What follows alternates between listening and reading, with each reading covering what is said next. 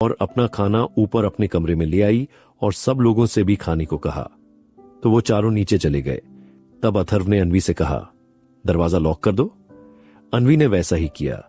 वह तीनों बच्चों को उठाकर पालने में लिटाने लगी और बोली, बहुत कर ली मस्ती, अब चुपचाप लेटो, मम्मी पापा को खाना खाने दो। अन्वी ने खाने की ट्रे बेड पर रखी और सिर उठाकर देखा तो अथर्व वहां नहीं था। वह पीछे मुड़ी तो अथर्व उसके ठीक पीछे खड़ा था। उसने उसे एक हाथ से खींचकर अपने करीब कर लिया और कहा, तुमसे तो मैं ठीक से मिला भी नहीं। यह कहकर उसने उसके होठों को प्यार से चूमना शुरू कर दिया। अब आगे कुछ देर बाद दोनों अलग हुए और बेड पर बैठ गए। अथर्व ने अन्वी को एक तरफ से अपनी बाहों में लिया हुआ था। अन्वी ने अथर्व के कंधे पर सिर रखकर अपने दिल का हाल बताना शुरू किया। वो सब जो वह पिछले 1 साल से महसूस कर रही थी। वह बोली, सब लोग सोचते थे कि मैं बहुत हिम्मत वाली हूं, लेकिन मैं नहीं हूं अथर्व। हर लड़की की तरह मैं भी प्रेगनेंसी के उन दिनों में तुम्हारा साथ चाहती थी, तुम्हें मिस करती थी और सोचती थी कि अगर तुम मेरे साथ होते तो मैं तुमसे कुछ कुछ बनवा कर खाती। तुम भी मेरा वैसे ही ख्याल रखते जैसे भाई किंजल का रखते हैं। ऐसा नहीं है कि किसी ने मेरा ख्याल नहीं रखा। घर में जितने भी लोग थे सबने मेरा पूरा ध्यान रखा। दादा दादी से लेकर तुम्हारी मां तक सबने मुझे हाथों हाथ रखा। लेकिन तुम साथ होते तो बात कुछ और होती। अन्वी की आंखों से आंसू टप टप गिरने लगे। तब अथर्व बोला, मुझे भी नहीं लगा था कि मैं इतना वक्त वहां फंस जाऊंगा। मैं वहां ज्यादातर वक्त बेहोशी में ही रहा। जब भी होश आता तुम्हारे बारे में ही सोचता था। मुझे लगा था कि 1-2 महीने में वापस आ जाऊंगा, लेकिन नहीं कर पाया। मैं भी उन दिनों में तुम्हारे साथ रहकर बाकी पतियों की तरह तुम्हारे नखरे उठाना चाहता था। अस्पताल में बैठकर अपने बच्चों के इस दुनिया में आने का इंतजार करना चाहता था। उन्हें सबसे पहले गोद में लेना चाहता था, लेकिन मैंने सब मिस कर दिया। फिर वह अन्वी को चुप करवाने के लिए शरारत से बोला, और तुमने भी तो तीनों को एक ही बार में पैदा कर दिया, वरना हम ये फिल्म दोबारा जी लेते। वैसे मैं सोच रहा हूं कि एक बच्चा और कर लेते हैं। अथर्व की बातों का मतलब समझकर अन्वी ने उसे घूरा और बोली, वो मल्टीपल प्रेगनेंसी क्या मेरी वजह से हुई थी? ये सब तुम्हारी गलती थी, तुमने ही ज्यादा बार। बोलते बोलते वो रुक गई। तब अथर्व ने उसे टीज करते हुए कहा, क्या ज्यादा बार? बताओ डार्लिंग, मैं क्या ज्यादा बार? अन्वी अथर्व की शरारत समझ गई और उसकी बाह पर मारते हुए बोली, तुम बहुत बुरे हो, और चौथे बच्चे के बारे में सोचना भी मत। चलो चुपचाप खाना खा लो, वरना ठंडा हो जाएगा। अथर्व के लेफ्ट कंधे पर गोली लगी थी, इसलिए अन्वी उसे अपने हाथ से खाना खिला रही थी। दोनों ने आराम से खाना खाया और जब अन्वी बर्तन समेटने लगी तो अथर्व बोला, अब तुम क्या करोगी? अन्वी बोली, मैं ये बर्तन नीचे रखकर आती हूं, फिर इन्हें दूध पिलाने के बाद सुलाऊंगी। अथर्व ने हां में सर हिलाया तो अन्वी नीचे चली गई। सब खाना खा चुके थे। रोहन, किंजल, विक्रांत और अपनी मां को लेकर जाने वाला था, तो वह एक बार अथर्व से मिलने ऊपर आया।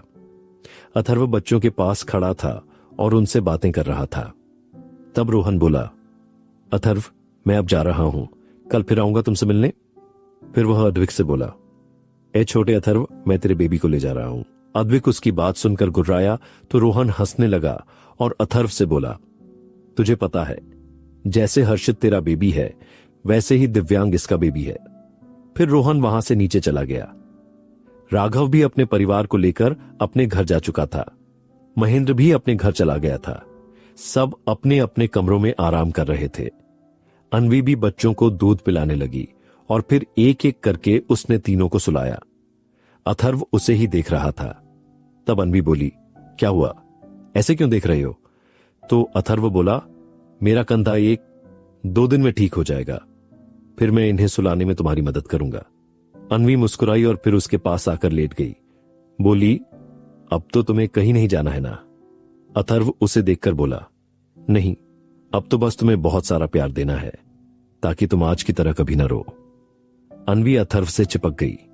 वह भी थकी हुई थी, इसलिए अथर्व की बाहों में जल्दी ही सो गई। अथर्व को वापस आए 2-3 दिन हो चुके थे। अन्वी उसका और बच्चों का बहुत अच्छे से ध्यान रख रही थी। अच्छे खाने और माहौल से अथर्व बिल्कुल ठीक हो गया था। जब वह नीचे हॉल में बैठता तो रागिनी उसके आसपास ही घूमती रहती थी, इसीलिए अथर्व ने ये दिन अपने कमरे में ही रहकर बिताए। वह दिन भर बच्चों के साथ खेलता रहता। शिव और रिदम ऑफिस जाते और शाम को वापस आ जाते। रात को डाइनिंग टेबल पर सब बैठे हुए थे। आज अथर्व भी सबके साथ खाना खाने आया था। शिव खाना खाते हुए अथर्व से बोला, अब तो तू ठीक हो गया है, तो ऑफिस जाना कब से शुरू करेगा? अथर्व बोला, मैं 3 महीने तक कहीं नहीं जाऊंगा। मुझे अपने बच्चों के पास रहना है और 3 महीने की कसर पूरी करनी है। उसकी बात सुनकर सब लोग हैरान रह गए। तभी शिव बोला, 3 महीने? तू पागल हो गया है क्या? 3 महीने में तो कंपनी डूब जाएगी। अथर्व उसे घूरते हुए बोला, 1 साल से तो कंपनी नहीं डूबी, फिर अब क्या हो जाएगा? तो रिदम बोला, बेकार की बातें मत कर अथर्व। अगर कंपनी डूबनी नहीं है तो उसकी कंडीशन तुम्हारे ना होने पर अच्छी भी नहीं है। अथर्व बोला, पर टॉप 1 पर तो है ना? तो शिव बोला, ठीक है, मैं भी फिर यहीं रहूंगा 3 महीने।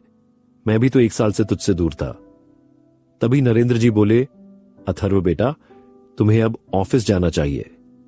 शिव आधा अधूरा खाना छोड़कर वहां से उठकर चला गया।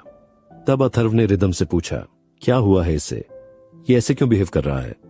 कुछ हुआ है क्या? रिदम खामोश हो गया। तभी शिव का फोन वहीं छूट गया था, जो बज उठा। रिदम ने देखा तो उसकी PA का फोन था।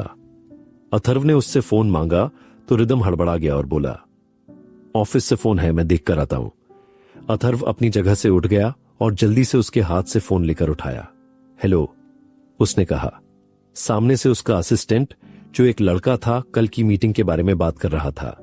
अथर्व ने उससे बात की और फोन काटकर बोला, प्रीति ने 1 साल पूरा होने पर कंपनी से रिजाइन देकर अपनी कंपनी ज्वाइन कर ली। रिदम कुछ नहीं बोला तो अथर्व ने उसके फोन में प्रीति का नंबर ढूंढा, लेकिन उसे शिव के फोन में प्रीति का नंबर नहीं मिला।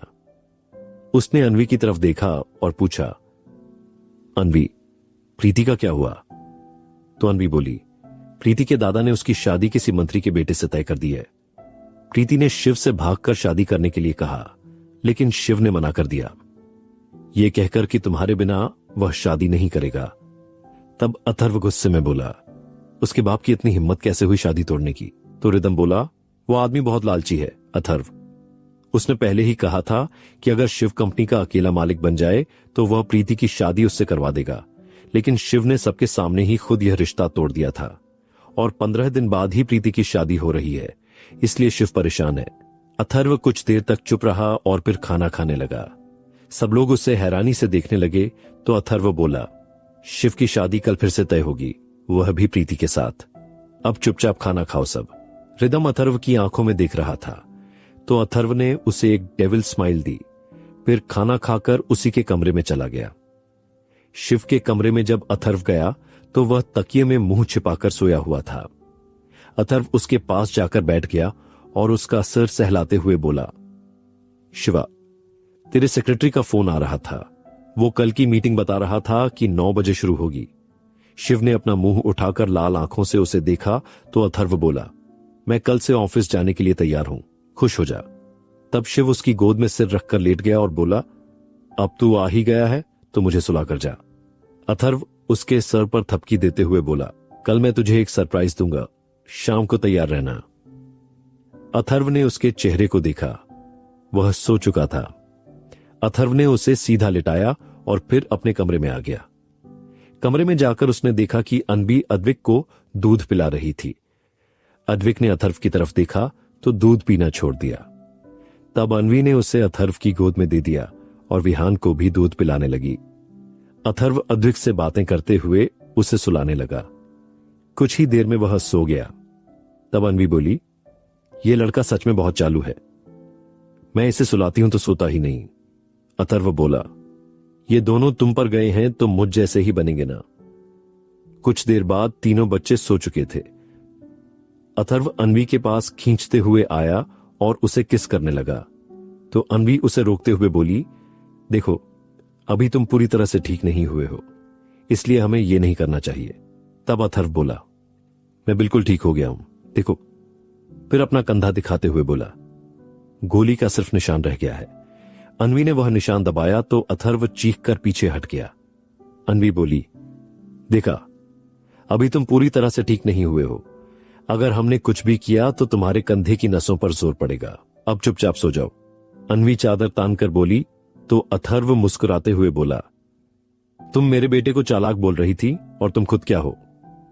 अन्वी उसकी बात पर मुस्कुराई और उसे लिटाते हुए बोली, प्लीज ना, आज थक गई हूं। दरअसल अन्वी को पीरियड्स शुरू हो गए थे, इसलिए वह मना कर रही थी। अथर्व उसके पास लेट गया और उसे बाहों में भर लिया। अथर्व और अन्वी लेटे हुए थे। तब अन्वी ने अथर्व से कहा, अब क्या करोगे तुम? प्रीति के डैड को कैसे कन्विंस करोगे? तो अथर्व बोला, वह कल शाम को खुद यहां आएंगे, अपने पैरों पर चलकर, शिव और प्रीति की शादी के लिए। अब चुप होकर सो जाओ, वरना मेरा मूड बदल जाएगा और तुम ज्यादा थक जाओगी। अन्वी सच में थकी हुई थी, इसलिए वह सो गई। उसके सोने के बाद अथर्व ने अपना फोन उठाया और किसी को कुछ मैसेज कर दिया। सामने से ओके का रिप्लाई आया तो अथर्व भी सो गया। अगले दिन सुबह अथर्व ऑफिस जाने के लिए तैयार हो रहा था। अन्वी बच्चों को नहलाने के बाद उन्हें कपड़े पहना रही थी। अथर्व तैयार हुआ और फिर बच्चों के साथ खेलने लगा। उसने रूहानी को उठाया और कहा, मेरी क्यूटीफुल बेटी, पापा की डॉल, मम्मा की तरह नहीं बनना, पापा की तरह बनना। तभी अन्वी बोली, वह मेरी बेटी है तो मेरी जैसी बनेगी, और वो ब्यूटीफुल होता है, क्यूटीफुल नहीं। तो अथर्व बोला, हाँ तो मेरी बेटी क्यूट है इसलिए वह क्यूटीफुल है, ब्यूटीफुल तो इसकी मम्मा है ना मेरी जान। अथर्व रूहानी को लेकर नीचे चला गया। वहीं अन्वी उसकी बात सुनकर मुस्कुराने लगी और फिर दोनों बच्चों से बोली, देखा, तुम दोनों के पापा को मम्मा की तारीफ करनी भी नहीं आती, या फिर कहीं वो मुझसे डरते तो नहीं? उसकी बात सुनकर अद्विक हंसने लगा, जैसे अन्वी का मजाक उड़ा रहा हो। तब अन्वी उसे थप्पड़ दिखाते हुए बोली, मम्मा का मजाक उड़ाते हो, पिटाई कर दूंगी तेरी। आया पापा का बेटा। इस बार विहान हंसने लगा तो अन्वी भी हंसते हुए उन्हें तैयार करने लगी। कुछ देर बाद सब डाइनिंग टेबल पर बैठे हुए थे और नाश्ता कर रहे थे। अथर्व ने अब तक मेंशन से जाने की कोई बात नहीं की थी, लेकिन सबके मन में कहीं ना कहीं डर था कि कहीं अथर्व जाने की बात ना कर दे।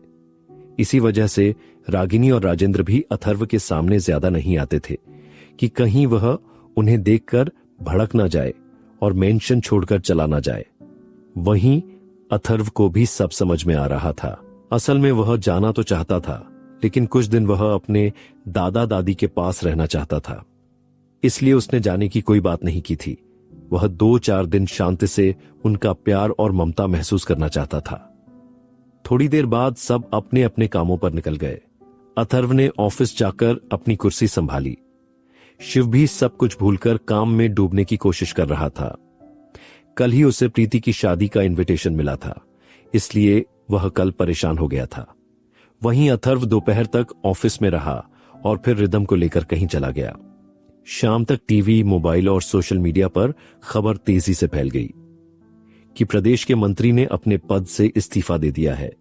इसका कोई मूल कारण सामने नहीं आया था, लेकिन उनके इस फैसले से पूरे प्रदेश में सनसनी फैल गई थी।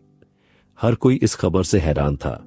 उसी बीच दूसरी खबर भी सामने आई कि रॉय इंडस्ट्रीज के शेयर्स की वैल्यू एकदम से गिर गई है। शिव ने जैसे ही यह खबर देखी, वह जल्दी से अथर्व के केबिन में गया, पर अथर्व वहां से नदारद था। उसने अथर्व को फोन किया तो उसने बिजी हूं कहकर फोन काट दिया। शिव सब समझ गया कि यह सब अथर्व ने किया है। वह जल्दी से बाहर आया तो रिदम भी गायब था, बस गाड़ी वहीं खड़ी थी। शिव खुद ड्राइव करके मेंशन के लिए निकल गया। आगे जारी रहेगा। मेरी नई ऑडियो सीरीज वरिसु के नाम से पॉकेट एफएम पर मिल जाएगी। सर्च करके आप इसे ढूंढ सकते हैं, प्लीज इसे जाकर सुनिए। अथर्व ने जो खेल खेला वह सत्ता, बदले और रिश्तों की सीमाओं को कहां तक पार कर रहा है? क्या उसके भीतर छिपा प्रेम उसकी महत्वाकांक्षा से बड़ा है, या अब वह सिर्फ शक्ति का प्रतीक बन चुका है? क्या अथर्व के दिमाग में पहले से यह पूरा प्लान था? मंत्री के इस्तीफे से लेकर राय इंडस्ट्री के पतन तक, या परिस्थितियों ने उसे ऐसा कदम उठाने पर मजबूर किया? शिव और अथर्व का रिश्ता अब किस दिशा में जाएगा? क्या यह भाईचारा उस समय भी टिक पाएगा जब अथर्व की चालें एक दोस्त नहीं बल्कि एक खिलाड़ी की लगेंगी? सभी सवालों के जवाब जानने के लिए बने रहिए हमारे साथ इस नए और रोमांच से भरे ऑडियो सीरीज रिश्तों के धागे में। अगले एपिसोड का इंतजार जरूर करिएगा, जहां आप जानेंगे अथर्व के कारनामों के बारे में। शाम तक टीवी, मोबाइल और सोशल मीडिया पर खबर तेजी से फैल गई कि प्रदेश के मंत्री ने अपने पद से इस्तीफा दे दिया है। इसका कोई मूल कारण सामने नहीं आया था, लेकिन उनके इस फैसले से पूरे प्रदेश में सनसनी फैल गई थी। हर कोई इस खबर से हैरान था। उसी बीच दूसरी खबर भी सामने आई कि रॉय इंडस्ट्रीज के शेयर्स की वैल्यू एकदम से गिर गई है। शिव ने जैसे ही यह खबर देखी, वह जल्दी से अथर्व के केबिन में गया, पर अथर्व वहां से नदारद था। उसने अथर्व को फोन किया तो उसने बिजी हूं कहकर फोन काट दिया। शिव सब समझ गया कि यह सब अथर्व ने किया है। वह जल्दी से बाहर आया तो रिदम भी गायब था, बस गाड़ी वहीं खड़ी थी। शिव खुद ड्राइव करके मेंशन के लिए निकल गया। अब आगे जब वह मेंशन पहुंचा तो अथर्व और रिदम को छोड़कर बाकी सब वहां न्यूज देख रहे थे। जब सब टीवी के सामने आए तो न्यूज चैनल पर अथर्व छाया हुआ था, जिसने रॉय इंडस्ट्रीज को टेक ओवर करने का ऐलान कर दिया था। रिपोर्टर उस पर सवाल पूछ रहे थे और अथर्व सबको बड़े आत्मविश्वास से जवाब दे रहा था, जो उसकी फितरत नहीं थी। अथर्व ने एक ही दिन में पूरे शहर में हड़कंप मचा दिया था। कुछ ही देर में तीनों चारों परिवार मेंशन में इकट्ठे हो गए थे। शिव गुस्से से तमतमा गया था कि अथर्व ने उसे कुछ बताया क्यों नहीं। रात के 8 बज चुके थे जब अथर्व और रिदम ने हॉल में एंट्री मारी। वह बिजनेस सूट में किसी मॉडल की तरह लग रहा था। शिव उसके पास आकर कुछ कहने ही वाला था कि अथर्व ने उसे चुप करवा दिया। उसने एक कुर्सी खींचकर हॉल के बीचों बीच रखी और किसी राजा की तरह बैठ गया। फिर जोर से गिनती गिनने लगा। सब हैरान होकर उसे देख रहे थे। अथर्व ने 10 तक गिनती ही की थी कि तभी प्रीति का बाप झुककर वहां आकर खड़ा हो गया। शिव उसे गुस्से से घूरते हुए बोला, मिस्टर राय, आप यहां क्या कर रहे हैं? तो वह अथर्व के सामने हाथ जोड़कर बोला, देखो अथर्व, मुझे मेरा बिजनेस और कंपनी वापस दे दो। अथर्व बोला, अच्छा, और बदले में मुझे क्या मिलेगा? मिस्टर राय बोला, तुम जो चाहो, मैं अपनी बेटी की शादी तुम्हारे दोस्त से करने के लिए तैयार हूं। अथर्व बोला, वह तो तुझे वैसे भी करनी थी ना। चलो, तुम मेरे समधी बनने वाले हो, इसलिए मैं तुम्हें छोड़ रहा हूं। कल तैयार रहना, हम शगुन लेकर तुम्हारे घर आएंगे। वह वहीं खड़ा रह गया तो अथर्व बोला, अब क्या कहना चाहते हो आप? वह बोला, मेरी कंपनी। तो अथर्व बोला, अब इस बुढ़ापे में आप कंपनी का क्या करोगे? खैर, शादी होने के बाद कंपनी के सारे शेयर्स आपको वापस मिल जाएंगे। अब जाइए यहां से। मिस्टर राय वहां से चला गया। अथर्व भी अपनी टाई ढीली करते हुए खड़ा हुआ ही था कि तभी शिव ने उसे पीछे से गले लगा लिया और कहा, थैंक यू अथर्व, वरना प्रीति कह रही थी कि वह शादी वाले दिन अपनी जान दे देगी। अथर्व पीछे पलटा और शिव को खुद से अलग कर एक थप्पड़ उसके मुंह पर दे मारा। सब लोग चौंक गए। अथर्व ने उसकी गर्दन पीछे से पकड़कर उसके चेहरे के करीब आकर गुस्से से कहा, यही सब तुझे करना चाहिए था जब उस आदमी ने यह शादी तोड़ी थी, या फिर तुझे इतना भी सिखाना पड़ेगा? शिव फिर से उसके गले लग गया। सब लोग खुश हो गए कि शिव की शादी दोबारा फिक्स हो गई। नरेंद्र जी अथर्व के पास आए और बोले, अथर्व बेटा, तुमने यह सब कैसे किया? मतलब तुम जानते हो ना, ये मंत्री लोग कितने खतरनाक होते हैं। तो अथर्व बोला, दादाजी, मैंने यह सब बहुत ही साफ तरीके से किया है, इससे किसी को भी कोई खतरा नहीं होगा, आप फिक्र मत कीजिए। फिर वह अपने कमरे में चला गया, जहां तीनों बच्चे निर्भय के साथ खेल रहे थे। अथर्व बच्चों को खिलाने लगा। तब निर्भय बोला, कैसे किया तूने ये सब? तो अथर्व बोला, उस मंत्री ने ऐसे बहुत से कांड किए थे जिनसे उसे उम्र कैद तक हो सकती थी। बस मैंने उससे कहा कि मैं ये सब सबूत सरकार को भेज दूंगा, और फिर उसने इस्तीफा दे दिया। और जहां तक राय की बात है, उसे तो जान से मारने का मन था मेरा, पर वो शिव का होने वाला ससुर है, इसलिए छोड़ दिया। कल तू भी चलना प्रीति के घर शगुन लेकर। पंडित को भी वहीं बुला लेंगे और शादी की तारीख निकलवा लेंगे। निर्भय ने सर हिला दिया।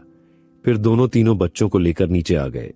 रात को डाइनिंग टेबल पर सब बैठे हुए थे। तभी अथर्व अपने दादाजी से बोला, दादाजी, आप और दादी चलिए ना, कल हमारे साथ प्रीति के घर। तो नरेंद्र जी बोले, पर बेटा मैं कैसे जाऊं? अथर्व बोला, पैरों से दादाजी। उसकी बात सुनकर शिव और बाकी सब हंसने लगे। वहीं नरेंद्र जी अथर्व को घूरने लगे और बोले, मैं तुम्हारा दादा हूं, मुझसे मजाक मत करो बेटा। तो अथर्व बोला, आप दादा हैं मेरे, तभी तो मैं आपको साथ ले जाना चाहता हूं।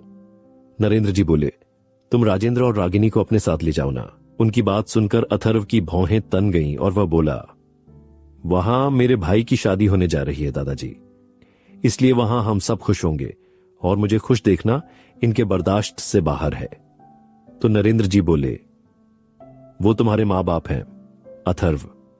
अथर्व ने उन्हें बीच में रोकते हुए कहा, नहीं दादाजी, ये लोग मेरे कुछ भी नहीं है। उल्टा ये दोनों मेरी जिंदगी पर ग्रहण हैं जो किसी दिन मुझे निकल ही जाएंगे। रहने दीजिए आप, मैं अपनी बीवी को लेकर वहां चला जाऊंगा। अथर्व वहां से उठकर जाने लगा तो अन्वी उससे रोकते हुए बोली, तुम खाना तो खा लो, कहां जा रहे हो? अथर्व बोला, अगर मैं यहां रुका तो मेरे मुंह से बहुत कुछ निकल जाएगा, तुम खा लो, मेरा पेट भर गया है। यह कहकर अथर्व वहां से बाहर गार्डन में चला गया। वहीं डाइनिंग टेबल पर सन्नाटा छा गया था। अथर्व की बातें सुनकर राजेंद्र और रागिनी की आंखें भीग गई थीं। नरेंद्र जी ने जब उन दोनों को रोते देखा तो बोले, मैंने शुरू से तुम दोनों को समझाया था कि उसके साथ तुम लोग गलत कर रहे हो। तुम बहुत पछताओगे, लेकिन तुम दोनों ने कभी मेरी बात सुनी ही नहीं। आज मैं भी तुम्हारी मदद नहीं कर सकता, अब यही हालत हो गई है। तभी राजेंद्र ने अपनी आंखें पोंछते हुए कहा, सही कह रहा है वो पापा। मां, बाप होने का कोई फर्ज हमने कभी नहीं निभाया। मैं जानता हूं कि वो कभी हमें माफ नहीं करेगा। आप भी उससे हमें लेकर कोई बात मत कीजिए, वरना वो आपसे भी नाराज हो जाएगा और कहीं यहां से जाने की बात ही ना कह दे। शिव भी उनकी बात से सहमत था। वह बोला, हां दादाजी, शायद वह आपके और दादी के साथ वक्त बिताना चाहता है, इसलिए अब तक उसने जाने की बात नहीं की है। कुछ देर बाद अथर्व बाहर से आया और अपने कमरे में जाने लगा। तब नरेंद्र जी ने उसे रोकते हुए कहा, मैं और तुम्हारी दादी चलेंगे कल तुम्हारे साथ। अथर्व ने बस सिर हिलाकर जवाब दिया और अपने कमरे में चला गया। अथर्व अपना लैपटॉप लिए बैठा था जब अन्वी कमरे में आई। उसने तीनों बच्चों को सुला दिया और फिर बेड पर लेट गई। वह बार बार अपना पेट दबा रही थी। उसके चेहरे पर परेशानी साफ झलक रही थी। अथर्व ने उसे देखा तो बोला, क्या हुआ? तुम ठीक तो हो ना? पेट क्यों दबा रही हो? अन्वी ने कहा, पेट में हल्का दर्द हो रहा है। अथर्व बोला, तुमने मुझे पहले क्यों नहीं बताया? चलो मैं तुम्हें हॉस्पिटल लेकर चलता हूं। तो अन्वी बोली, नहीं, हॉस्पिटल जाने की जरूरत नहीं है। मुझे पीरियड्स हो गए हैं, इसलिए पेट में दर्द है। अपने आप ठीक हो जाएगा, तुम परेशान मत हो। अथर्व नीचे आया और एक हॉट बैग में गर्म पानी लेकर कमरे में वापस आया। उसने वह अन्वी को दिया और कहा, ये लो, इससे तुम्हें आराम मिलेगा। अन्वी ने वह हॉट बैग लेकर अपने पेट पर रख लिया। कुछ ही देर बाद उसे अच्छा महसूस हुआ। फिर दोनों एक दूसरे की बाहों में सो गए। अगले दिन सुबह नाश्ते के बाद अथर्व, अन्वी अपने दोस्तों और दादा दादी को लेकर प्रीति के घर गया। उसने रोहन को भी वहीं बुला लिया। प्रीति बहुत खुश थी। शिव को फिर से पाकर उसने अथर्व को थैंक यू कहा। फिर उन दोनों ने सबके सामने एक दूसरे को दोबारा अंगूठी पहनाई। शिव बहुत खुश था। फिर पंडित जी ने शादी के लिए 6 दिन बाद का मुहूर्त निकाला। प्रीति के पेरेंट्स इतनी जल्दी शादी के लिए मना करने लगे, यह कहकर कि वो इतनी जल्दी सारी तैयारियां कैसे करेंगे।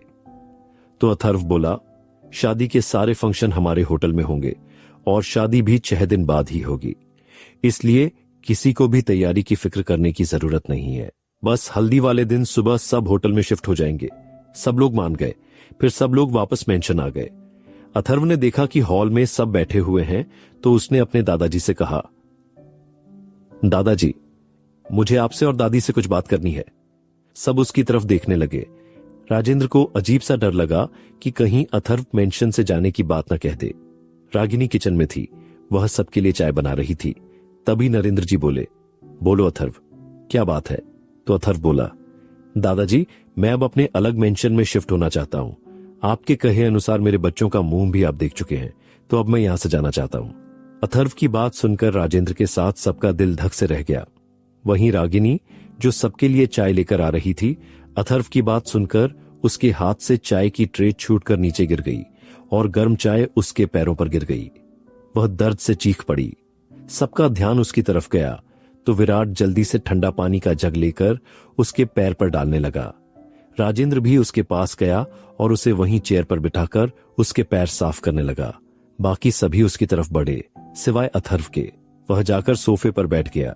रागिनी को जलने से ज्यादा दर्द अथर्व का इग्नोर करना दे रहा था। उसने उसकी तरफ देखा तक नहीं।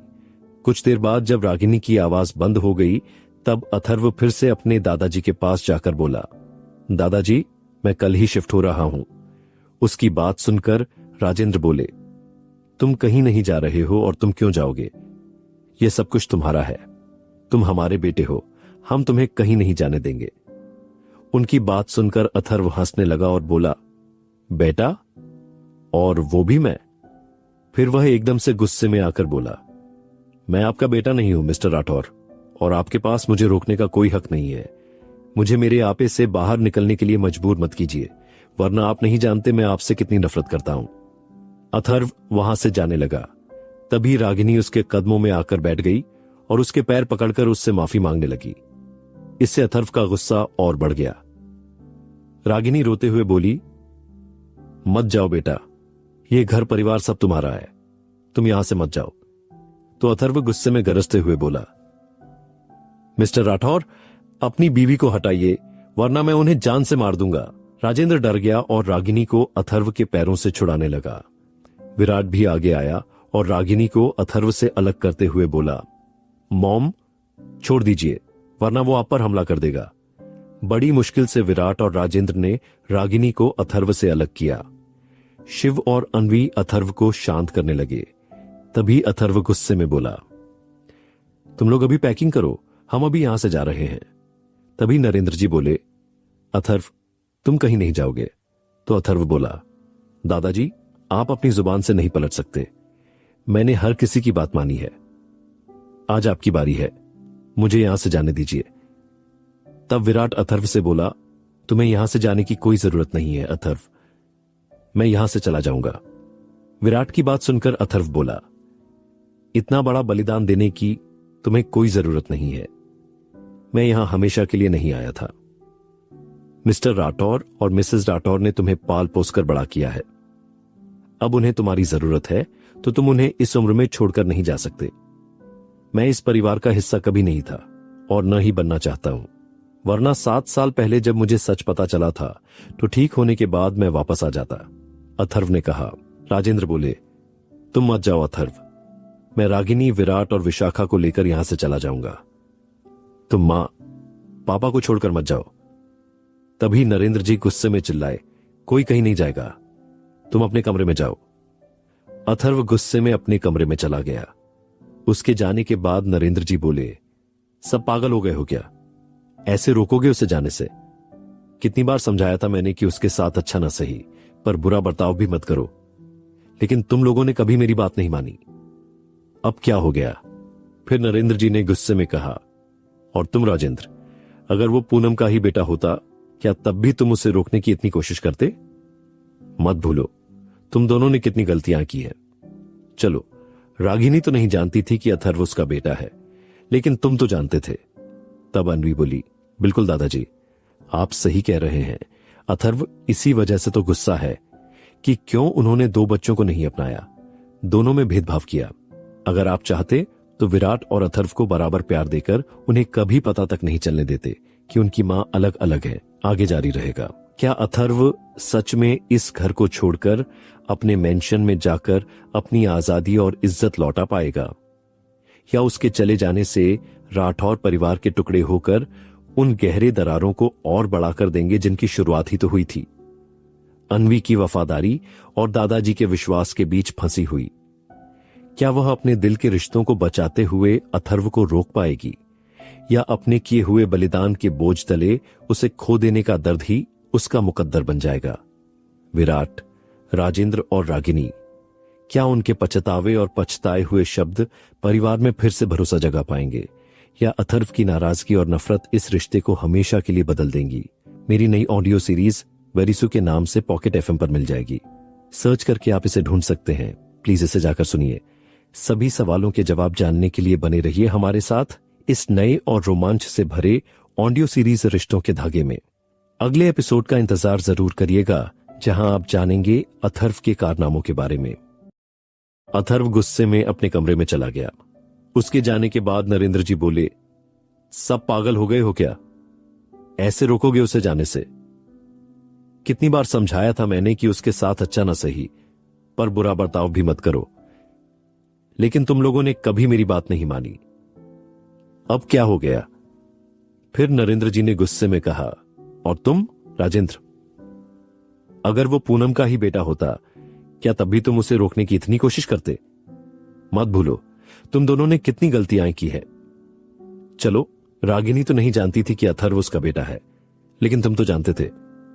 तब अन्वी बोली, बिल्कुल दादाजी, आप सही कह रहे हैं। अथर्व इसी वजह से तो गुस्सा है कि क्यों उन्होंने दो बच्चों को नहीं अपनाया, दोनों में भेदभाव किया। अगर आप चाहते तो विराट और अथर्व को बराबर प्यार देकर उन्हें कभी पता तक नहीं चलने देते कि उनकी मां अलग अलग है। अब आगे, और आप मिसेस राठौर, मैं भी एक मां हूं, 3 बच्चे हैं मेरे। अगर एक भी रोता है तो मेरा दिल तड़प जाता है।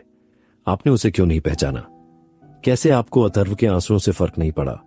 क्यों जब 7 साल पहले उस पर हमला हुआ था तब क्या आपका दिल नहीं पिघला? इतने साल वह आपके सामने रहा, फिर भी आपने कभी महसूस नहीं किया कि वह आपका ही है? क्या आपने कभी उसका चेहरा ध्यान से नहीं देखा? उसकी आंखें पूरे परिवार में सिर्फ आप पर गई है। क्यों नहीं सोचा आपने? बताइए, अगर उस दिन अथर्व मुझे अबॉर्शन होने से पहले नहीं बचाता तो क्या आपको लगता है कि आपकी गलतियां माफी के काबिल होती? रागिनी और सब लोग अवाक खड़े अन्वी की बातें सुन रहे थे। अन्वी की बात सुनकर नरेंद्र जी उसके पास आए और बोले, मैं तुमसे कुछ मांगना चाहता हूं, क्या तुम मुझे दोगी? अन्वी और बाकी सबको समझ नहीं आया कि वो क्या कहना चाहते हैं, तो नरेंद्र जी बोले, मैं जानता हूं शिव अथर्व को सिर्फ इस शहर में रोक सकता है, लेकिन तुम उसे इस मेंशन में रोक सकती हो। मुझे तुम पर इतना विश्वास है, क्या तुम मेरी यह इच्छा पूरी करोगी? अन्वी उनकी बात सुनकर बोली, आप कैसी बात कर रहे हैं दादाजी, मैं क्या कर सकती हूं? अथर्व मुझसे भी गुस्सा हो जाएगा। तब शिव आगे आया और बोला, हां अन्वी, तुम ही उसे रोक सकती हो। रागिनी के साथ साथ सब लोग अन्वी के आगे हाथ जोड़कर खड़े हो गए। तो अन्वी बोली, लेकिन सिर्फ तुम्हारी शादी के बाद ही अथर्व तुम्हारे साथ रहना चाहता है। राजेंद्र बोले, हम में से किसी को भी शिव और रिदम के यहां रहने से कोई दिक्कत नहीं है। हम अथर्व और बच्चों को अपनी नजरों के सामने देखना चाहते हैं। हम उससे दूर रहेंगे, कभी उसके पास नहीं भटकेंगे, बस दूर रहकर ही उसे खुश देखना चाहते हैं। उसे रोक लो बेटा, जाने से। अन्वी आज चारों तरफ से फंस गई थी। वह चलते हुए बोली, आप सब मुझे शेर के मुंह में कूदने को कह रहे हैं। वह मुझे कच्चा चबा जाएगा और डकार भी नहीं लगाएगा। शिव और रिदम उसकी हालत पर हंस पड़े। अन्वी सीढ़ियों की तरफ जाने लगी और फिर वापस मुड़ गई। सब उसे देख रहे थे। अन्वी ने एक बार फिर हिम्मत बांधकर सीढ़ियां चढ़नी शुरू की और फिर सीधा अपने कमरे में चली गई। सब लोग उसे देख रहे थे। तभी शिव बोला, चलो हम भी देखते हैं कि यह उसे कैसे मनाएगी। शिव और रिदम जल्दी से उसके कमरे की खिड़की पर जाकर चिपक गए।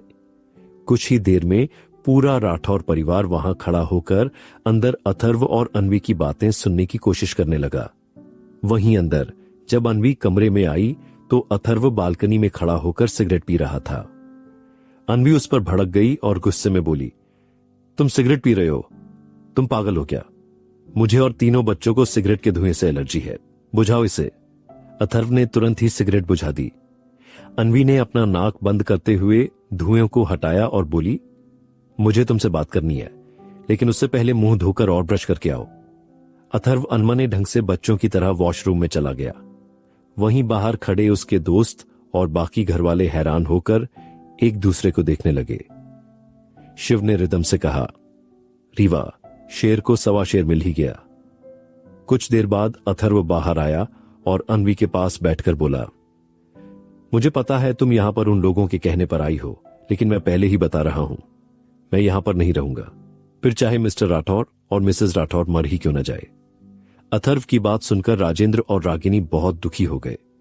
वहीं अन्वी अथर्व से बोली, तुम उन दोनों की सजा सबको क्यों दे रहे हो? अभी तुमने ही विराट से नीचे कहा था ना कि उसके मॉम डैड ने उसे पाला है, तो वह इस उम्र में उन्हें छोड़कर नहीं जाएगा। और तुम क्या कर रहे हो? तुम भी तो दादा दादी ने पाला है, वह दोनों तुम्हें देखकर जीते हैं। तुम भी उन्हें ऐसे बुढ़ापे में छोड़कर नहीं जा सकते। पहले भी तुम बिना सोचे समझे उन्हें छोड़कर चले गए थे। सोचो, उन्होंने वो 7 साल कैसे निकाले होंगे, और उसके बाद जब उन्हें पता चला कि तुम मर चुके हो, तब भी तुम जिंदा थे, फिर भी वापस नहीं आए। प्लीज मत जाओ अथर्व, मैं यहीं रहना चाहती हूं, दादा दादी के पास। अथर्व खामोश होकर अन्वी की बातें सुन रहा था। जब वह चुप हुई तो अथर्व बोला, उनके पास उनके बुढ़ापे का सहारा है। मिस्टर राठौर और विराट भी तो है ना, और देखा जाए तो उन्होंने मुझे पूनम का बेटा समझकर पाला है, लेकिन मैं तो उनकी संतान नहीं हूं। विराट है इस मेंशन का वारिस, वही सब संभाल लेगा। मैं जानता हूं उसे, और अगर दादा दादी चाहें तो मेरे साथ मेरे मेंशन में रह सकते हैं। मैं हमेशा उनका ख्याल रखूंगा। अथर्व की बात सुनकर बाहर खड़े सब लोगों ने अपना सिर पकड़ लिया। अन्वी अथर्व को मेंशन से न जाने के लिए समझा रही थी, लेकिन अथर्व की बातें सुनकर अन्वी को समझ में ही नहीं आया कि वह उसे क्या जवाब दे। वह कुछ देर तक चुप रही और बोली, क्या तुम्हें लगता है कि वो दोनों इस मेंशन को छोड़कर जाएंगे? तुम भले ही उन्हें छोड़कर चले जाओ, लेकिन वो अपने बेटे को ऐसे तड़पते हुए नहीं छोड़ सकते। वो सबको साथ में खुश देखना चाहते हैं। तुम्हारे मॉम डैड बच्चों से कितना प्यार करते हैं, और हमारे बच्चों को भी तो उनके दादा दादी के साथ रहने का हक है। उसकी बात सुनकर अथर्व गुस्से से बोला, कौन से दादा दादी? वो दादा दादी जिनकी घटिया हरकत ने मेरे तीनों बच्चों को मौत के मुंह में धकेल दिया था। क्या होता उस दिन अगर मैं टाइम पर नहीं आता? उस मानव ने मुझे 4 घंटे का समय दिया था, उसके बावजूद उसने वो सब 1 घंटे पहले ही शुरू कर दिया था। अगर मैं 4 घंटे के हिसाब से वहां पहुंचता तो कुछ भी नहीं बचता। हम अपने बच्चों को खो देते और एक और नाकामी का टैग लग जाता मुझ पर। तीनों बच्चों की जान मेरी वजह से चली जाती। अथर्व की बात सुनकर बाहर खड़ी रागिनी खुद में ही घुटी जा रही थी। उसे खुद से घिन्न आ रही थी। वह जानती थी कि अथर्व कुछ भी गलत नहीं कह रहा था। वहीं अथर्व फिर बोला, पहले रिदम और शिव के मां पापा की जान मेरी वजह से चली गई, और उसके बाद मैं तुम्हें और बच्चों को खो देता उस दिन। उस औरत में और तुम्हारे दादा में कोई फर्क नहीं है। अपने मन की शांति के लिए वो किसी को भी मार सकते हैं। मेरे पास उस दिन वक्त नहीं था, वरना मैं तुम्हारे उस दादा को ऐसी मौत देता कि भगवान भी कांप जाता। तुम होगी बड़ी दिलवाली महान लड़की जो अभी भी यहां उस औरत के साथ रहना चाहती हो, लेकिन मैं इतना महान नहीं हूं। मैं उस औरत और उसके पति को कभी माफ नहीं करूंगा, कभी भी नहीं। अन्वी को अथर्व की बात सही लग रही थी, लेकिन नरेंद्र जी ने उससे पहली बार कुछ मांगा था तो वह बोली, अथर्व प्लीज, मैं यहां से नहीं जाना चाहती। मैं तीनों बच्चों को एक साथ नहीं संभाल सकती। उन्हें अच्छी परवरिश दादा दादी के साथ ही मिल सकती है। मैं मानती हूं कि तुम्हारे साथ इस घर में कभी अच्छा नहीं हुआ। फिर अथर्व का हाथ पकड़कर आगे बोली, मेरा यकीन मानो, वो दोनों हमारे बच्चों को बहुत प्यार करते हैं। तुम उन्हें एक मौका देकर तो देखो, वो अब बदल चुके हैं। तो अथर्व बोला, मैं किसी को मौका नहीं दे सकता। मैं नहीं भूल सकता उनका, मुझे वो घिन भरी नजरों से देखना, बात बात पर उस आदमी का मुझे मारना, उस औरत का बार बार एहसास दिलाना कि मैं एक अनचाही औलाद हूं जिसे मेरे मां बाप ने कभी नहीं अपनाया। और अब तुम भी आज उन्हीं की तरफदारी कर रही हो। मैं उन दोनों को अपने सामने बर्दाश्त नहीं कर पाता। मुझे बहुत गुस्सा आता है उन्हें देखकर। कोई मेरे बारे में क्यों नहीं सोच रहा? जिसे देखो अपने बारे में सोच रहा है। अन्वी को समझ नहीं आ रहा था कि अब वह क्या बोले। अथर्व फिर से बोला, फिर शिव रिदम को कब तक रखूंगा मैं यहां? कल को उनकी शादी होगी, बच्चे होंगे, परिवार बढ़ेगा। मैं उन दोनों को अपने साथ हमेशा रखना चाहता हूं। तो अन्वी बोली, मैं उनकी तरफदारी नहीं कर रही हूं अथर्व, और नीचे सब लोग भी कह रहे हैं कि रिदम और शिव हमेशा हमारे साथ रह सकते हैं। तुम अपना नजरिया बदलकर देखो, अपने बच्चों के जरिए अपना बचपन जियो। सोचो कि वो दोनों तुम्हें प्यार कर रहे हैं, पाल रहे हैं। ये मान लो कि बच्चों को तुम्हारे हिस्से का प्यार मिल रहा है। अथर्व ने बिल्कुल नीरस नजरों से अन्वी को देखा और फिर आंखें बंद करके बेड पर लेट गया। उसने सोचा नहीं था कि अन्वी उससे यह सब कहेगी। वह मन ही मन सोचने लगा, कुछ दिनों के लिए टाल देता हूं, महीने भर बाद फिर कोशिश करूंगा, तब तक कोई तगड़ा प्लान सोच लूंगा। वहीं अन्वी उसे ऐसे बेड पर लेटे देखकर बोली, क्या हुआ? तुम ऐसे क्यों चुप हो गए? बताओ ना, हम नहीं जा रहे हैं ना? अथर्व ने कुछ देर बाद आंखें खोली और कहा, ठीक है, हम नहीं जा रहे हैं, लेकिन मेरी एक शर्त है। अथर्व की बात सुनकर अन्वी पहले तो खुश हो गई, लेकिन शर्त सुनकर बोली, कैसी शर्त अथर्व? तो अथर्व बोला, मिस्टर और मिसेस राठौर मुझसे दूर रहेंगे। अन्वी बोली, ठीक है, मैं उनसे कह दूंगी। यह कहकर वह जाने लगी, तो अथर्व ने उसका हाथ पकड़कर बेड पर खींच लिया और बोला, कहां जा रही हो? चलो ना, थोड़ा सा प्यार कर लेते हैं। उसकी बात सुनकर जहां अन्वी शर्मा गई, वहीं बाहर खड़े सब लोग एक साथ खांस पड़े, जिससे अथर्व और अन्वी दोनों चौंक गए। अथर्व तुरंत दरवाजे की तरफ बढ़ा तो सब लोग वहां से भाग खड़े हुए। शिव और रिदम के साथ विराट और विशाखा तेजी से नीचे उतर गए। वहीं नरेंद्र जी, पार्वती जी, राजेंद्र और रागिनी पीछे रह गए। वे लोग सीढ़ियों पर ही पहुंचे थे जब अथर्व ने उन्हें देख लिया था। कुछ मिनट बाद सब सर झुकाए सोफे पर बैठे हुए थे और अथर्व दोनों बाजुओं को लपेटे गुस्से से उन्हें घूर रहा था। वह अन्वी से बोला, ऊपर इतना सारा पाठ तुमने किसके कहने पर पढ़ाया? अन्वी ने नरेंद्र जी की तरफ उंगली कर दी। फिर अथर्व नरेंद्र जी से बोला, आपको शर्म नहीं आती दादाजी? आप इस उम्र में अपने पोते के कमरे के बाहर खड़े होकर हमारी बातें सुन रहे थे। मुझे पता है ऐसा करने का विचार आपके मन में नहीं आ सकता, तो सीधे बताइए, यह आइडिया किसका था? उसकी बात सुनकर शिव और रिदम सब सक पका गए और नरेंद्र जी ने भी जल्दी से उन दोनों की तरफ उंगली कर दी। बस फिर क्या था? शिव और रिदम अपने कमरे की तरफ भागे। अथर्व ने बाद में देख लूंगा कहकर बात वहीं छोड़ दी और बोला, मैं यहां रहने के लिए तैयार हूं दादाजी, और मेरी शर्त भी आप जान गए होंगे। फिर उसने तिरछी निगाहों से रागिनी और राजेंद्र को देखा और कहा, मेरी बीवी को भले ही फंसा लिया हो आप दोनों ने अपनी बातों में, लेकिन मेरे अंदर जो नफरत भरी हुई है उसे कैसे निकालोगे? याद रखना मेरी एक बात, मैं मर जाऊंगा लेकिन आप दोनों को कभी माफ नहीं करूंगा। फिर अथर्व तीनों बच्चों को उठाकर अपने कमरे में चला गया। वहीं राजेंद्र और रागिनी आंखों में आंसू लिए उसे देख रहे थे। कुछ देर बाद सब डिनर कर रहे थे, तब नरेंद्र जी ने अथर्व का ध्यान भटकाने के लिए उससे शिव की शादी के बारे में बात की। तो अथर्व बोला, सब मैं अपने आप कर लूंगा दादाजी। हल्दी वाले दिन मैं अन्वी और अपने दोस्तों को लेकर अपने होटल में शिफ्ट हो जाऊंगा। आप देख लीजिए, आप यहां से आ जाएंगे या फिर वहीं शिफ्ट होंगे? तो नरेंद्र जी बोले, हम यहीं से आ जाएंगे बेटा। आगे जारी रहेगा। क्या अथर्व का दिल कभी अपने दादा दादी के लिए पिघलेगा या उसकी नफरत उसे हमेशा उनसे दूर रखेगी? क्या अन्वी अपने प्यार और जिम्मेदारी के बीच संतुलन बना पाएगी या अथर्व का गुस्सा सब कुछ तोड़ देगा? क्या 7 साल पुराने जख्मों का सच अब भी किसी को भीतर से जलाता रहेगा या वक्त उन्हें भर पाएगा? क्या रागिनी और राजेंद्र को अपने कियों की सजा मिलेगी या अथर्व की जिंदगी में फिर से कोई तूफान आएगा? क्या इस मेंशन में शांति लौटेगी या अथर्व का एक और प्लान सब कुछ बदल देगा? मेरी नई ऑडियो सीरीज वरिसु के नाम से पॉकेट एफएम पर मिल जाएगी। सर्च करके आप इसे ढूंढ सकते हैं। प्लीज इसे जाकर सुनिए। सभी सवालों के जवाब जानने के लिए बने रहिए हमारे साथ इस नए और रोमांच से भरे ऑडियो सीरीज रिश्तों के धागे में। अगले एपिसोड का इंतजार जरूर करिएगा, जहां आप जानेंगे अथर्व के कारनामों के बारे में। मेरी बीवी को भले ही फंसा लिया हो आप दोनों ने अपनी बातों में, लेकिन मेरे अंदर जो नफरत भरी हुई है उसे कैसे निकालोगे? याद रखना मेरी एक बात, मैं मर जाऊंगा लेकिन आप दोनों को कभी माफ नहीं करूंगा। फिर अथर्व तीनों बच्चों को उठाकर अपने कमरे में चला गया। वहीं राजेंद्र और रागिनी आंखों में आंसू लिए उसे देख रहे थे। कुछ देर बाद सब डिनर कर रहे थे, तब नरेंद्र जी ने अथर्व का ध्यान भटकाने के लिए उससे शिव की शादी के बारे में बात की। तो अथर्व बोला, सब मैं अपने आप कर लूंगा दादाजी। हल्दी वाले दिन मैं अन्वी और अपने दोस्तों को लेकर अपने होटल में शिफ्ट हो जाऊंगा। आप देख लीजिए, आप यहां से आ जाएंगे या फिर वहीं शिफ्ट होंगे? तो नरेंद्र जी बोले, हम यहीं से आ जाएंगे बेटा। अब आगे 2 दिन बाद ही अथर्व होटल में शिफ्ट हो चुका था। वह सब कुछ अपनी निगरानी में कर रहा था। हल्दी वाले दिन राय फैमिली भी वहां शिफ्ट हो गई थी।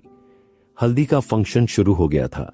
अथर्व ने पूरे शहर को इनविटेशन भिजवाया था। होटल का गार्डन बहुत बड़ा था, जहां पीले फूलों से सजावट की गई थी। खाना पीना सब कुछ बहुत अच्छे से तैयार करवाया गया था। राघव का परिवार भी वहां मौजूद था।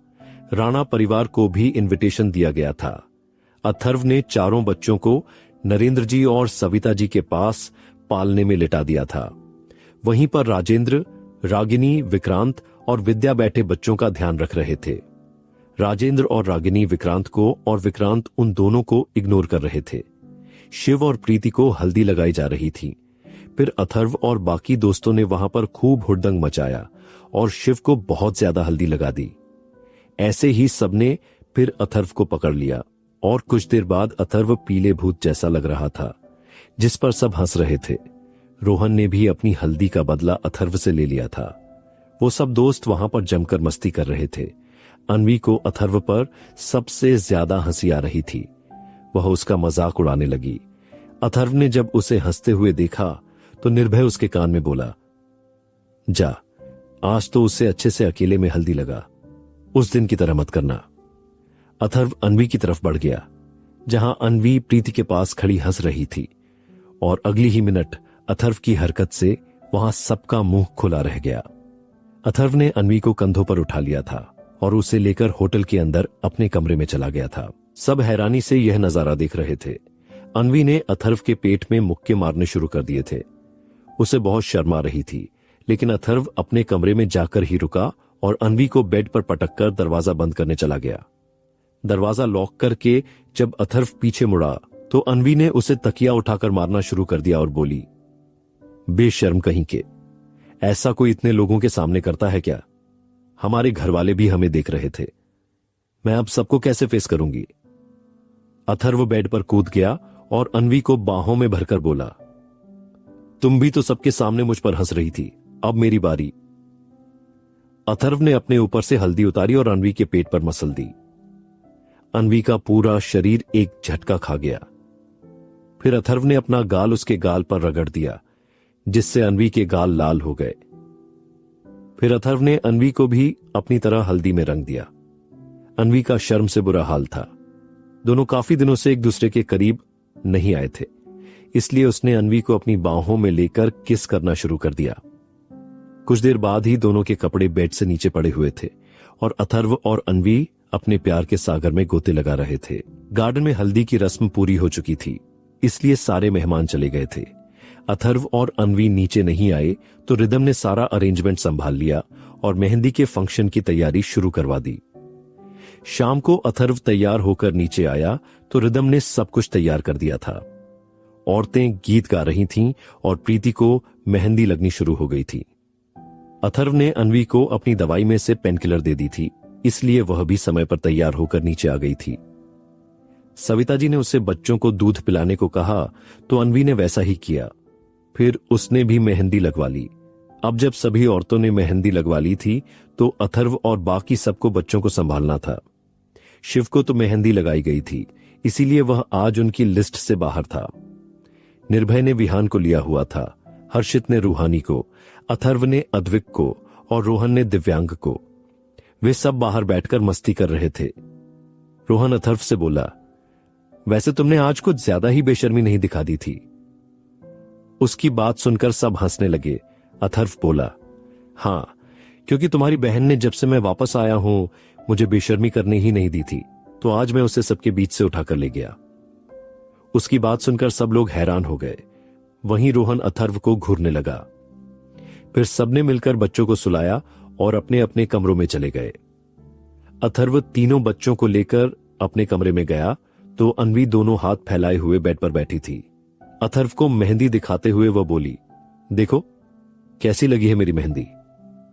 अथर्व बोला, अच्छी है, इसमें मेरा नाम होगा? तो अन्वी ने हां में सिर हिलाया और बोली, ढूंढ कर दिखाओ।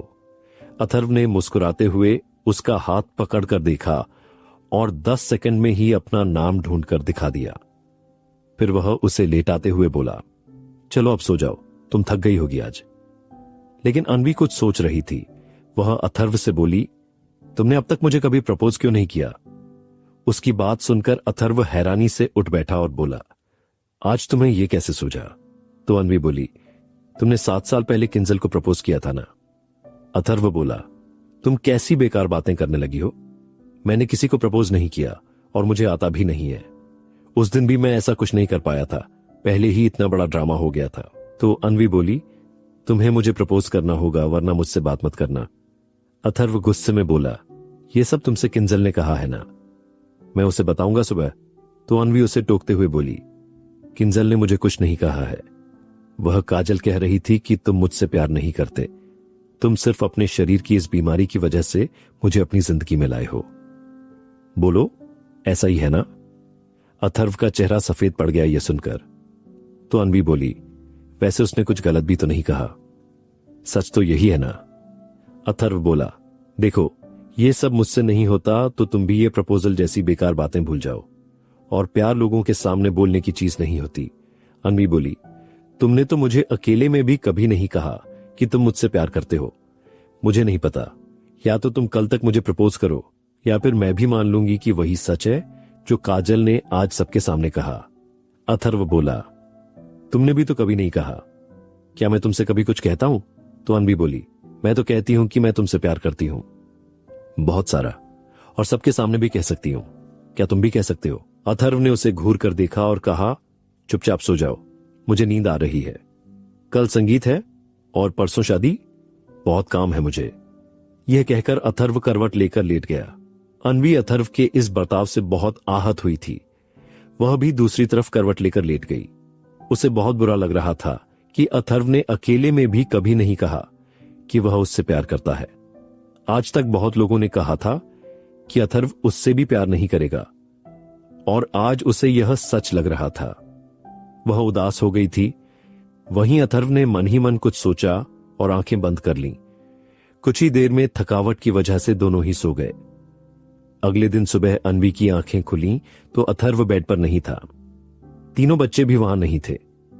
अनवी खुद से बोली, क्या बिगड़ जाता इस आदमी का अगर यह कह देता कि मैं भी तुमसे प्यार करता हूं। लेकिन नहीं, उसने तो मुझे मनाने की कोशिश तक नहीं की। शायद काजल सही ही कह रही थी कि मैं बस अथर्व के शरीर की एक जरूरत हूं। मैं अब उससे कोई बात नहीं करूंगी। यह कहकर अनवी नहाने के लिए वॉशरूम में चली गई।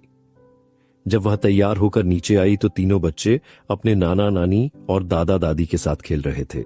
वह उनके पास जाकर बैठ गई। सब लोग नाश्ते के लिए उसका इंतजार कर रहे थे, इसलिए सबने नाश्ता करना शुरू किया। अनवी ने देखा कि अथर्व होटल के मैनेजर से डेकोरेशन से जुड़ी कुछ बातें कर रहा था। नरेंद्र जी ने उसे भी आवाज लगाकर बुलाया तो अथर्व उनके पास आया। उसने एक नजर अनवी पर डाली और इग्नोर करते हुए बोला, मैं बाद में खा लूंगा दादाजी, आप सब खा लीजिए। अथर्व यह कहकर वहां से चला गया। वहीं सबने देखा कि अथर्व ने अनवी को इग्नोर कर दिया था। सबने मन ही मन सोचा कि शायद दोनों का झगड़ा हो गया है। फिर सब चुपचाप नाश्ता करने लगे। अनवी नहीं खा रही थी तो सविता जी ने उससे कहा, अनवी बेटा क्या हुआ है, तुम नाश्ता क्यों नहीं कर रही हो? तो अनवी बोली, मुझे भूख नहीं है, आप सब खा लीजिए। यह कहकर अनवी उठी और वहां से बाहर निकल गई। सबने एक दूसरे की तरफ देखा। फिर शिव बोला, लगता है दोनों का झगड़ा हो गया है। पर किस बात पर? उसने सबकी तरफ देखा तो सबने एक साथ कहा, पता नहीं। तब शिव ने एक बार फिर अथर्व को आवाज देकर बुलाया। अथर्व जब सबके पास आया तो शिव ने उसे अपने सामने कुर्सी पर बिठा दिया। सब उसे घूर रहे थे। शिव बोला, क्या हुआ है, तेरा और अनवी का झगड़ा हुआ है क्या? तो अथर्व ने काजल को घूरते हुए कहा, हां, वो क्या है ना, कुछ लोगों को मेरी जिंदगी में आग लगाए बिना चैन नहीं पड़ता। सबने काजल की तरफ देखा तो वह सकपका गई। वह बोली, मैंने क्या किया अथर्व? तो अथर्व बोला, तुम्हारी बहन की जिंदगी बर्बाद होते होते रह गई। उसके बाद भी तुमने इससे कोई सबक नहीं लिया। तुम अभी भी नहीं सुधरी। सबने काजल की तरफ देखा तो राजेंद्र जी बोले, अब क्या किया है काजल ने? अथर्व। तो अथर्व बोला, आपकी होने वाली बहू ने कल शाम को मेरी बीवी के कान भर दिए। उसने उससे कहा कि मैं उससे प्यार नहीं करता, सिर्फ अपनी शारीरिक संतुष्टि के लिए उसके साथ हूं। सबने काजल को घूर कर देखा तो अथर्व ने फिर कहा, और तो और इसने उससे यह भी कहा कि मैंने इसकी बहन को प्रपोज किया था, लेकिन यह नहीं बताया कि उसे प्रपोज करने से पहले ही इसने वो घिनौना कांड किया था। तब रागिनी गुस्से में बोली, तुम जिस घर की बहू बनने वाली हो उसी घर में फूट डालने की कोशिश कर रही हो। मत भूलना, अथर्व मेरा बेटा है, उसके अंदर पूरे परिवार की जान बसती है। मैं पहले गलत थी और गलत फैसले ले लेती थी। शायद तुम्हारी शादी विराट से तय करना भी मेरा एक गलत फैसला था, लेकिन अब मैं अपनी हर गलती सुधारूंगी। तुम मेरे घर की बहू नहीं बन सकती। मैं तुम्हारा रिश्ता विराट के साथ तोड़ती हूं। रागिनी की बात सुनकर जहां सब लोग चौंक गए, वहीं काजल घबरा गई और रोने लगी। रोते हुए बोली, मुझे माफ कर दीजिए मॉम, मैं दोबारा ऐसा कुछ भी नहीं करूंगी। प्लीज मुझे माफ कर दीजिए, मैं भी रियली बहुत प्यार करती हूं विराट से। विराट, तुम कुछ बोलो ना। तो विराट बोला, मैं अपनी मॉम के फैसले के खिलाफ नहीं जा सकता। काजल अब और जोर से रोने लगी। अन्वी का फोन वहीं टेबल पर छूट गया था, इसलिए वह उसे लेने आई। उसे आते देख अथर्व वहां से उठकर चला गया। अन्वी ने अथर्व को घूरा और जब वह सबके पास पहुंची तो उसने वहां का माहौल काफी गर्म महसूस किया। रागिनी और बाकी सब गुस्से में बैठे हुए थे और काजल रो रही थी। काजल ने अन्वी को देखा और बोली, अन्वी प्लीज मुझे माफ कर दो, मुझे तुमसे वो सब कहना ही नहीं चाहिए था। अन्वी को अब सब समझ में आ गया था कि अथर्व ने यहां सब कुछ बता दिया है। तब शिव बोला, अन्वी, क्या तुम्हें सच में लगता है कि अथर्व तुमसे प्यार नहीं करता? मतलब क्या जरूरी है कि वह सबके सामने अपने प्यार का इजहार करे? हम नहीं जानते कि अथर्व 7 साल पहले कैसा था, लेकिन हम उसे उसके बाद वाले रूप में जानते हैं। और यह अथर्व अपनी फीलिंग्स ना तो खुद स्वीकार करता है और ना ही दूसरों के सामने जाहिर कर पाता है। उसका प्यार हमेशा गुस्से के रूप में ही निकलता है, और ये तुम 2-3 बार अपनी आंखों से देख चुकी हो। वह हमारे जैसा नहीं है अन्वी, तुम उसे समझ ही नहीं पाई हो। मतलब हम लोगों के अलावा वह सिर्फ तुम्हारे साथ ही खुलकर हंस बोल लेता है। ऐसे में किसी के बहकावे में आकर अपना रिश्ता खराब नहीं करना चाहिए। शिव आगे बोला, तुम भी जानती हो कि तुम्हारे उसे एक्सेप्ट करने के बाद भी वह तुमसे दूर रहता था। उसे लगता था कि अगर उन लोगों ने उसे पकड़ लिया तो तुम्हारा क्या होगा। लेकिन तुम्हारी फीलिंग्स देखकर उसने खुद से वादा किया था कि वह वापस जरूर आएगा। मेरे या बाकी सबके लिए नहीं, सिर्फ तुम्हारे लिए, वरना मेरी जिम्मेदारी तो वह रिदम को देकर गया था। अन्वी को शिव की बात सुनकर एहसास हुआ कि उसने काजल की बातों में आकर अथर्व से झगड़ा कर लिया। उसने अथर्व के प्यार को एक तरफा तौर पर सिर्फ अपने शरीर के प्रति आकर्षण मान लिया था। उसकी केयर, पीरियड्स के दिनों में उसका ख्याल रखना, ये सब वह भूल गई थी। उसे याद आया कि जब उसके कंधे में गोली लगी थी तब वह उसे बच्चों को दूध पिलाने और सुलाने में परेशान होते देखकर खुद कहता था कि वह बच्चों को संभालने में उसकी मदद करेगा। कभी कभी उसका यूं ही उसे ब्यूटीफुल कहना, ये सब याद करते हुए उसकी आंखों में आंसू आ गए। आगे जारी रहेगा।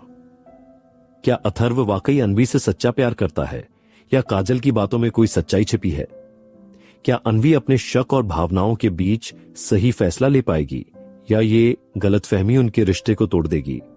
क्या रागिनी का काजल से रिश्ता तोड़ना परिवार को और बड़ी दरार में बदल देगा?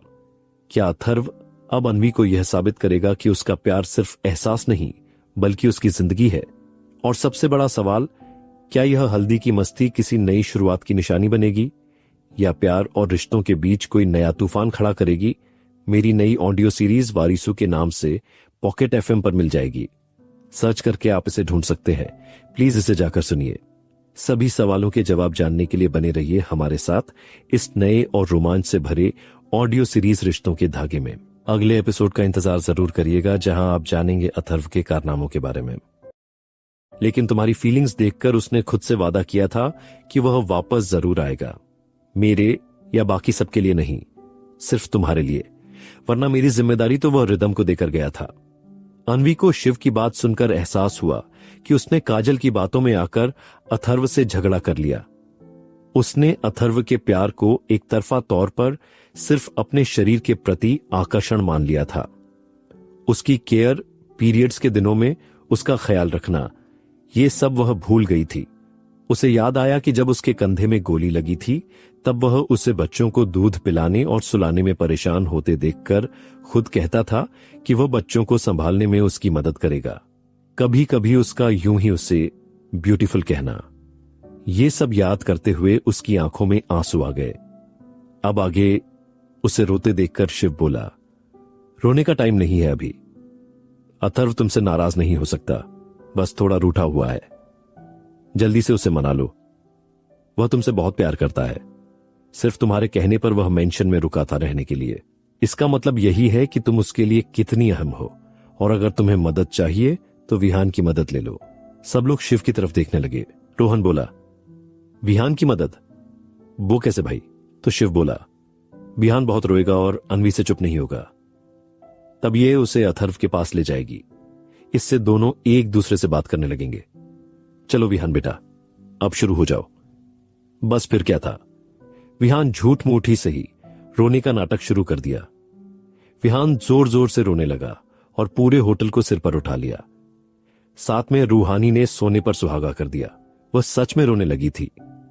वहीं अद्विक उनके नाटक से दूर दिव्यांग के पास लेटकर खेल रहा था। फिर शिव बोला, सब लोग जल्दी चलिए यहां से। सब लोग वहां से चुपके से निकल गए और जिसे जहां जगह मिली वहां से छिपकर सब कुछ देखने लगे।